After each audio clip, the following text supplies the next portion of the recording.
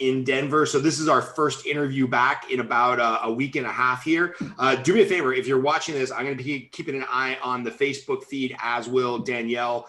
If you've got any questions for the Cork brothers, the Cork Bros, and spoiler alert, they're not actually brothers. I thought they were, but I was like, if you two are brothers, somebody's mom is messing around.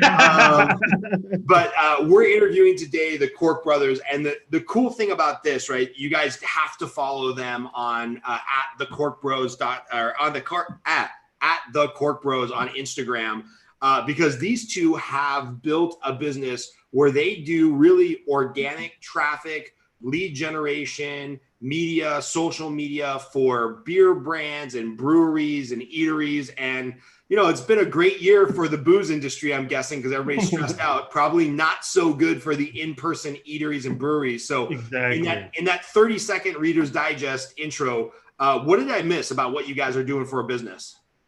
Yeah, we do content creation especially. So we do photography and videography for them. So we create stunning visuals that live on their digital spaces. And we also, for some of them, we run their social media pages, or we give, well, actually, Andrew can talk about that one.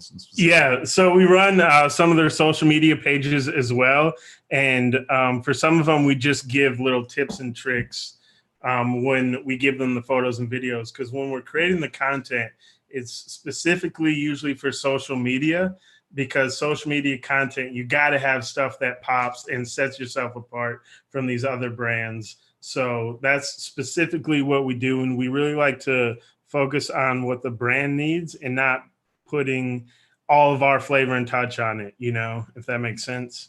So. Yeah. And one of the reasons I want to interview you guys is because, you know, through our conversation when we were getting to know each other, is you've done everything basically self-taught and like organic guerrilla style marketing versus exactly. I think a lot of our business owners here, you know, we got a lot of realtors, independent loan officers, small brokerages, you know, a lot of them think like, oh, I got to go pay a social media consultant $20,000 to come up with my brand. And the logo has to be perfect. It has to match this. And I needed that before I get started.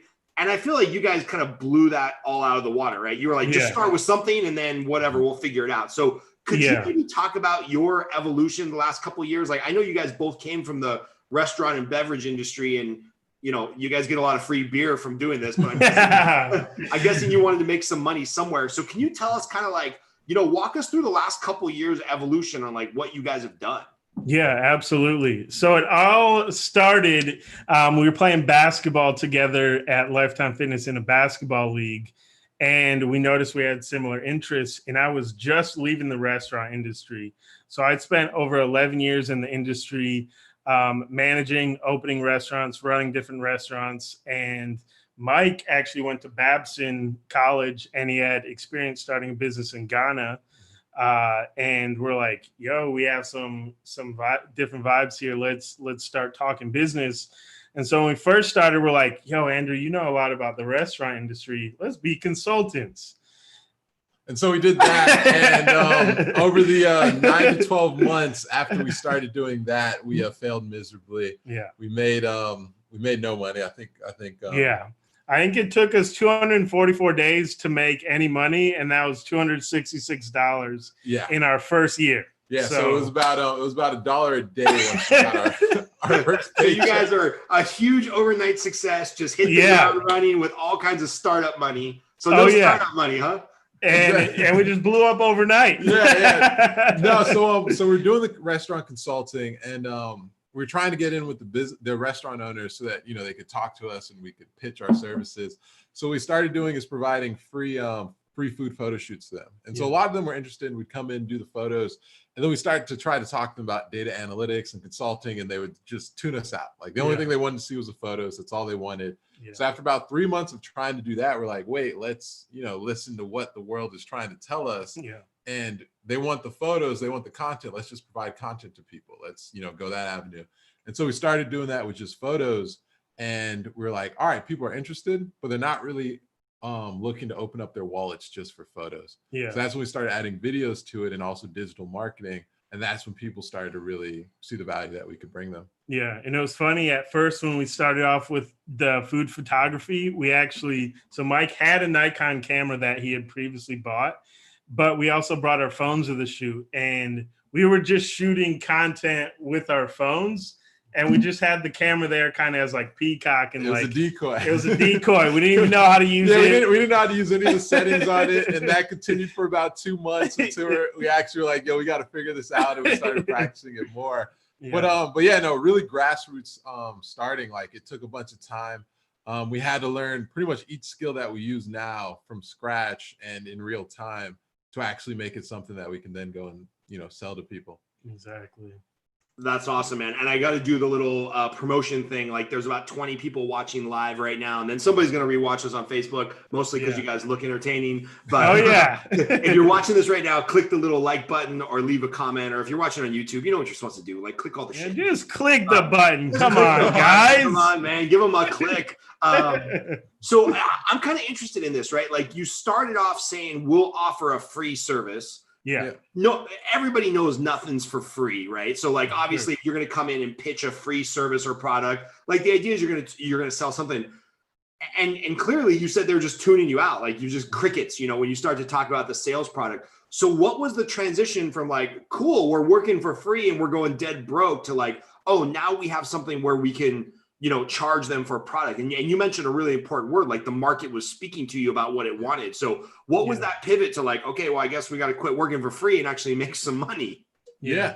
One of the biggest thing was, so we started going for free, and part of that was us trying to build our skills. So, and also building our portfolio. Yeah. So before that, we didn't really have anything we could show someone, oh, we've done this with other brands. We can do it for you if you pay us X amount of money. So we built our portfolio and skills going for free. And finally, once we were like, all right, we can, do something, show someone tangible value. And so our first big like breakthrough with that was in April of last year. And it was with a Mexican restaurant. It was a couple weeks or 3 weeks before Cinco de Mayo. Yeah. We told them, hey, we can come and make a video for you and do the digital marketing for it prior to Cinco de Mayo. And then you guys can see how well it does on the day. Yeah. So they paid us for that. And, they're really interested because part of it was, there was a deadline there. You have to get this video done before Cinco de Mayo. Yeah. And Cinco de Mayo is a huge thing for them. So there's a little desperation on their part too. Yeah. So that kind of was able to help us accomplish our first sale. And then once we did it, that Cinco de Mayo was on a Sunday. They did more sales on that day than they did on the previous two, which were on a Friday and Saturday. Yep. And so the proof was kind of in the pudding, and they were our first long-term client that we signed. So after that, they're like, yo, you guys, your stuff works. It makes sense.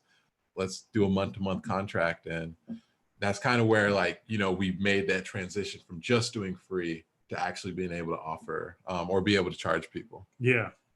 Exactly. Nice. And when you think about that, like you're marketing a restaurant, right? There's only so many action taco shots you can take. And trust me, I'm married to a Mexican lady, so I get awesome tacos every weekend at some family party. But it's like, at some point, I think a lot of people, like we've got a lot of realtors in the group, right? No matter how sexy the house, mid-century modern, yada, yada, yada. Eventually, if your Facebook feed is all just pictures of the front of a house, it's like, all right, that gets a little boring. So how do you guys, when you're working with restaurants, or I know you guys just did some marketing for the Angry Orchard beer brand, like how do you make it look unique, right? Because like eventually a beer bottle is just a beer bottle. You can only show so many directions that a beer is pouring. Like what are you guys doing to spice up the content for some of these contracts that you're a year and a half in? Definitely. So one big thing we do, especially at the beginning, or if let's say a brewery introduces a new beer, is like really sexy product shots. But as you said, you can only have so many iterations of that. Yeah. And what we've noticed is even if we do the sexiest product shot that's ever been shot of a beer bottle, if they don't have a good social foundation, and the way we describe a social foundation is lifestyle photos and videos where people are actually interacting with your brand. So let's say it's real estate, where people are in houses, people are, showing the great time they're going to have living in, the houses you're trying to sell and stuff. If that is your, if that's your base, then when you have those really sexy, let's say you bring a drone in to do an aerial 360 of your house or whatever, it's going to stand out to people more.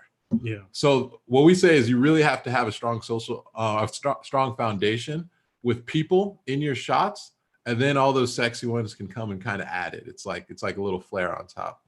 Exactly.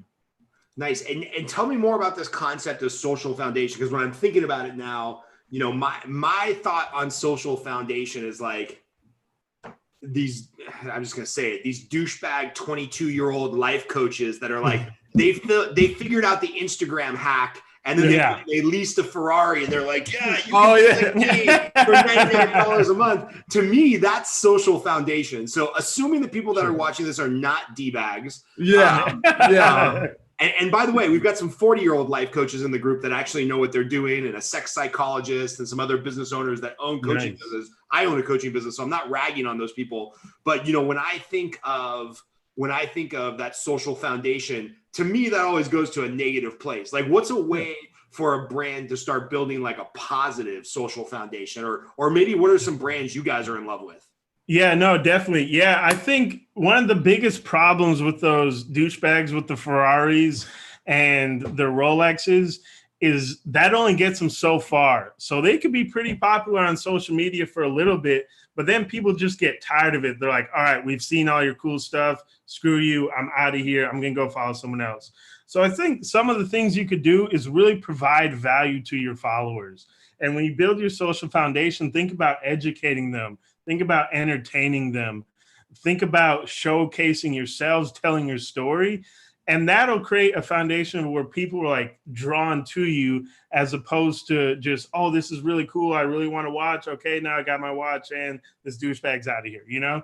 So really creating that foundation of just like, be real, be yourself, and tell that story, and people will keep coming back. The Slutty Vegan does a great job of it. Pinky Cole is... Wait. Tell me more. Oh, my wife's watching this. She's going to be upset. Yeah. So, you know, when you think of that, that's like a shock factor, right? So they are a plant-based burger place, and they're here in Atlanta, Georgia, and they're 2 years in and wildly successful. And what they did is they just built that foundation. Like, this is a place where you come get your burger. You're going to feel like a rock star. We're going to ask you to dance when you come up to the register. You're going to feel a little frisky even ordering it, because the burger names are ridiculous. Yeah. And so something like that it just stands out, but they're real. They're not afraid to be themselves. And they've done a fantastic job. They're opening up 13 locations over the next 2 years. They're going international, different things like that. And they're just themselves, fun, educating, inviting, different things like that. So does that answer your question? Yeah, no, I like that idea. I want to shift a little bit, because obviously you're giving us some success stories about eateries that are making it. They're opening new locations. I know you guys are busier than ever, but, you know, let's also talk about the fact that we're filming this in August of 2020. Sure. Half the restaurants in the country are going out of business or can't be open by state order, or they're trying to shift some weird outside hybrid. What have you guys been seeing about like those scrappy businesses that are thriving or at least surviving? You know, because you work right in that small business demographic that's getting hosed by COVID-19. So what are you guys seeing that's working, or maybe some businesses have had to, you know, re-kick their business or kickstart their business through social media? Like, what are you guys seeing out in that space? Because I love eating out. I'd probably be 30 pounds lighter if I did it. I also love drinking beer, but I know there's a lot of places that I used to frequent and eat and drink, and they're struggling. Yeah, definitely. Yeah.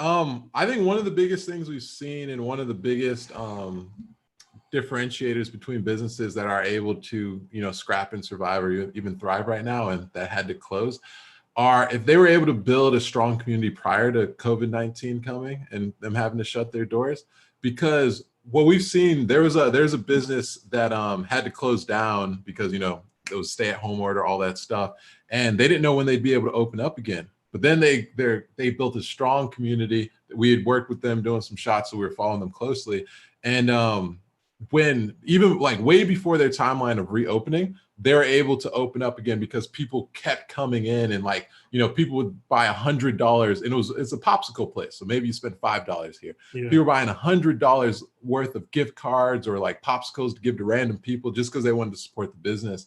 So I think building that community, even outside of times of stress, but even in times of stress, because we are in that right now, is huge to allowing you to endure through pandemics or any other type of unfortunate situation. Yeah. And one other thing that I've seen that the restaurants that are thriving and doing really well is they have a why and they have a purpose behind their brand. So as we know, 2020 has brought a lot of different controversies and things like that.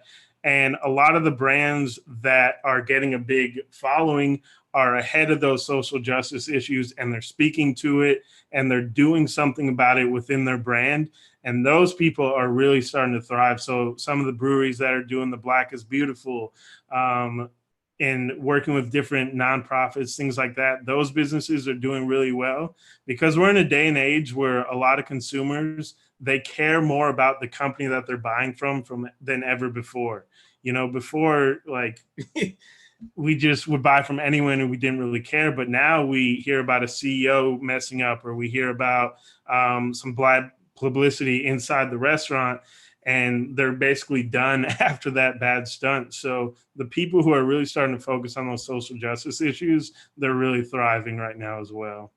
Okay, I'm so glad you mentioned this, because I feel like I can have a real conversation with you guys, and you guys are pretty legit, and Yeah. I don't care who I'm going to offend by saying what I got to say, but I got to ask some questions, because part of me is like, yeah, that totally makes sense. Go down that road. If you're a business owner, like, I'm the most capitalistic libertarian, like, you do you, and you have free reign to do anything you want with your business.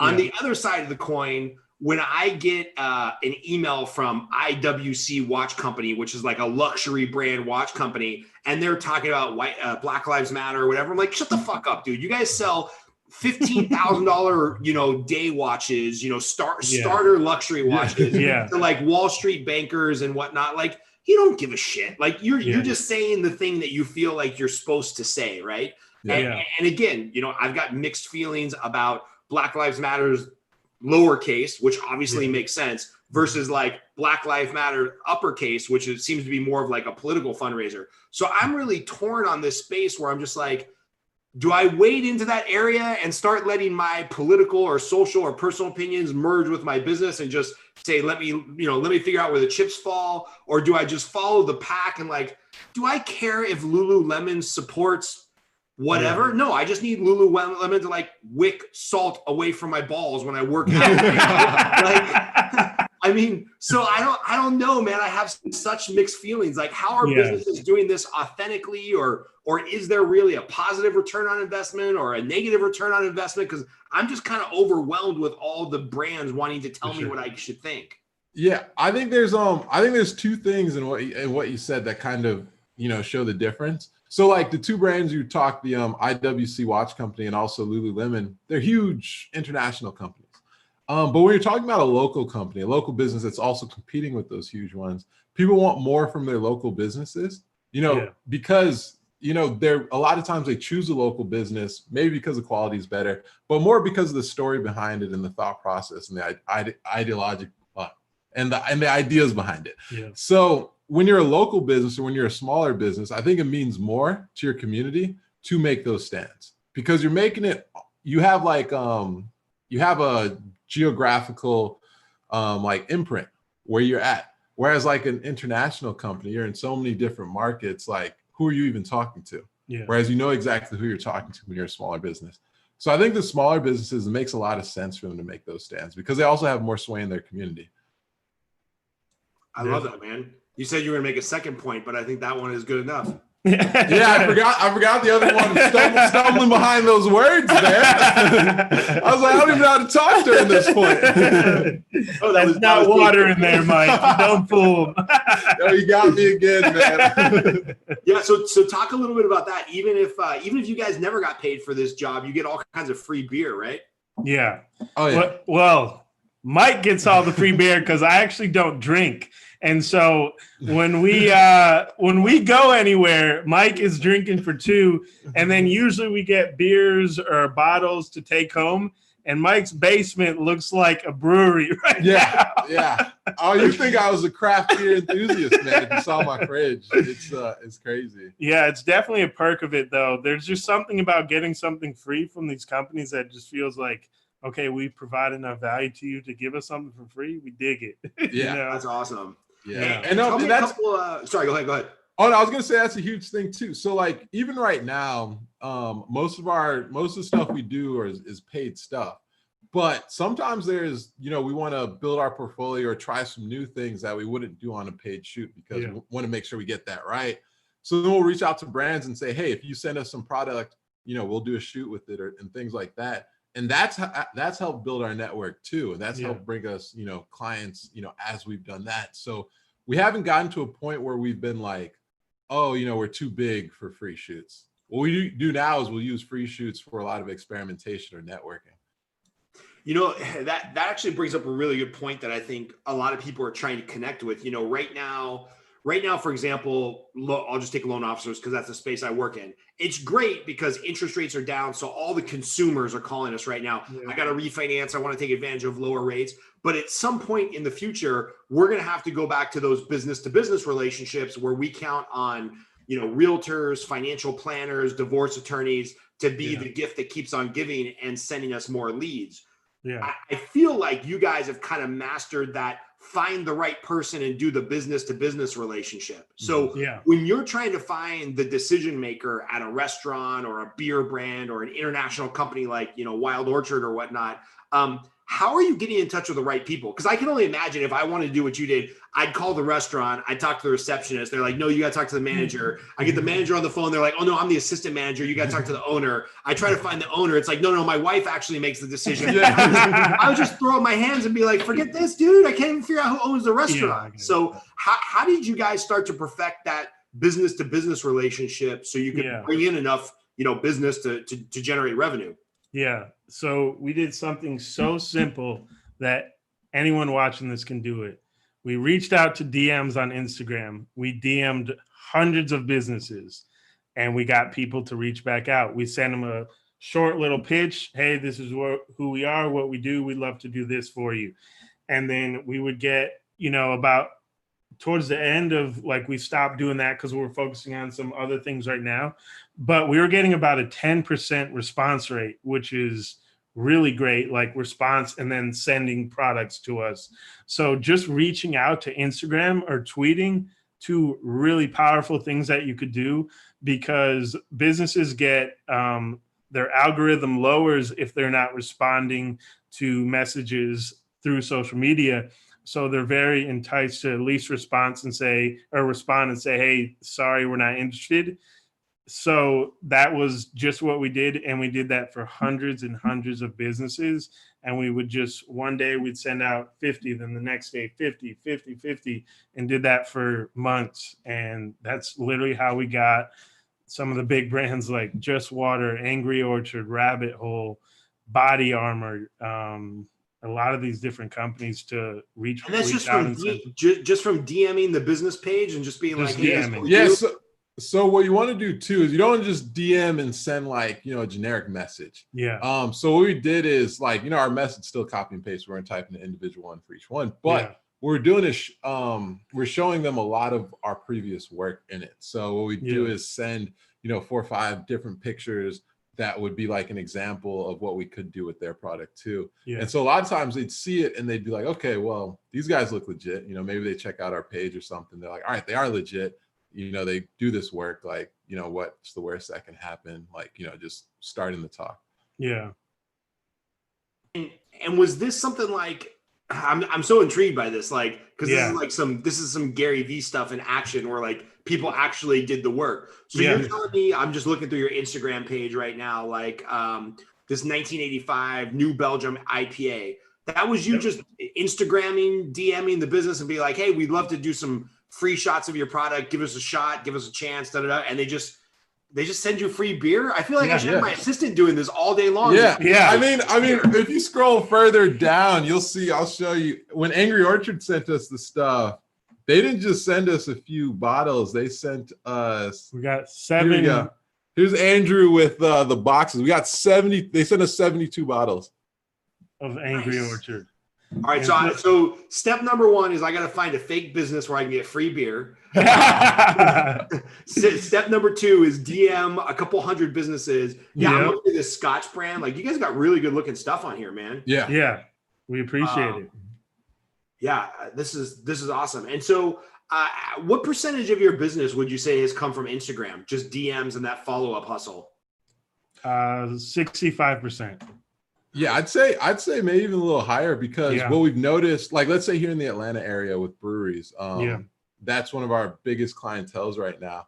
And so we've done business with, like, let's say when we first started, one or two, and then people saw it and they're like, and other owners of breweries saw it and they're like, yo, I have a beer coming out and I want it to be shot like this. And then so people would say, hey, we reached out to you because we want a product shot. And we're like, oh shoot, we just released a lot of product shots. So they must have seen them and things like that. So, you know, even outside of the DMs, but just people like our content being shared, or when a brewery that we did a shoot for, you know, posted and says, you know, gives us image credit or something, then people know it's us and then they start reaching out. Yeah. I'm seeing some of these pictures. I'm guessing you eventually figured out how to use that Nikon. Oh yeah, we upgraded from the Nikon too. The Nikon was from 2011, so it died on us, so we had to upgrade. Nice. Hey, what are some questions that I'm forgetting to ask? Because I'm sure your journey over the last couple of years, like I love the fact that you guys made $200 your first year of business. Thank God for your mom or whoever let you sleep on the couch.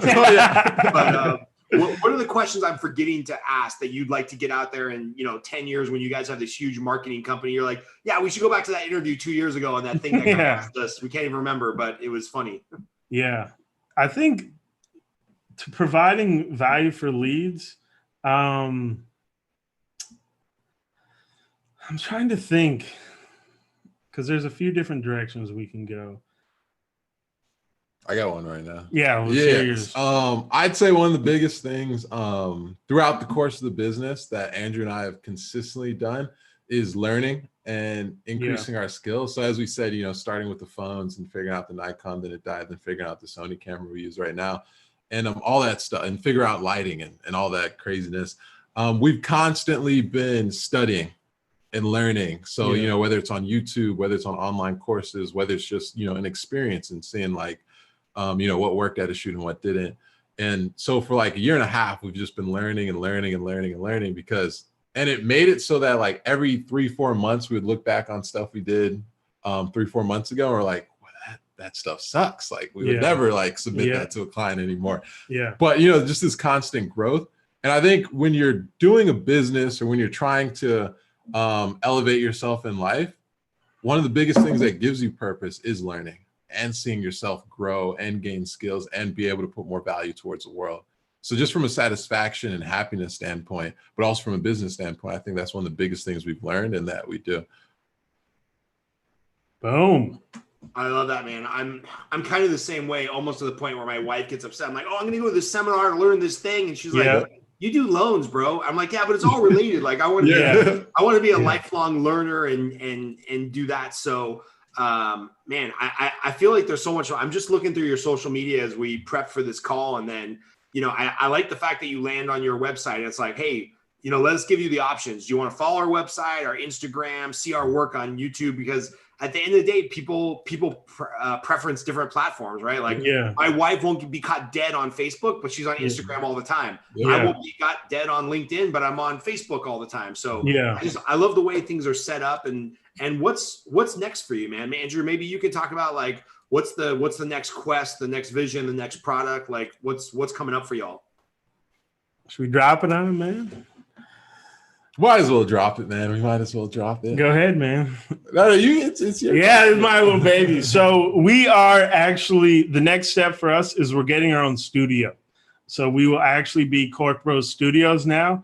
And this will be a big push for us for these bigger businesses. And this will be great to throw post-COVID events for different influencers and bring them in.